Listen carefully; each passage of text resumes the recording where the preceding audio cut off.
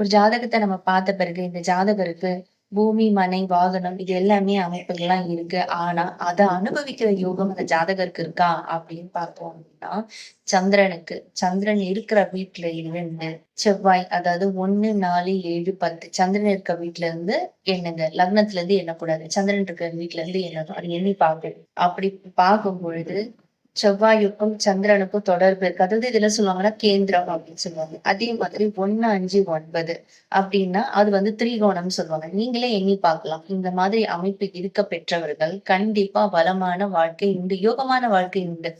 அவங்க வாங்குன வண்டி, வாகன யோகங்கள் எல்லாமே அவங்களே அனுபவிக்கலாம். நிலக்காரகன் யார் அப்படின்னா செவ்வாய் தான். கண்டிப்பா இந்த அமைப்பு இருந்தா அவங்களுக்கு நெறைய நிலங்கள் அமையும். நீங்களே வேணா உங்க ஜாதகத்துல செக் பண்ணி பாருங்க. ஆனா பாவ கிரகங்கள் சனியோட தொடர்பு வந்தாலோ, இல்லன்னா ராகு, கேதுக்களுடைய தொடர்பு இந்த குரு மங்கள யோகத்துக்கு வந்தா, தொடர்பு வந்தா அது கொஞ்சம் டிஸ்டர்பன்ஸா இருக்கும்.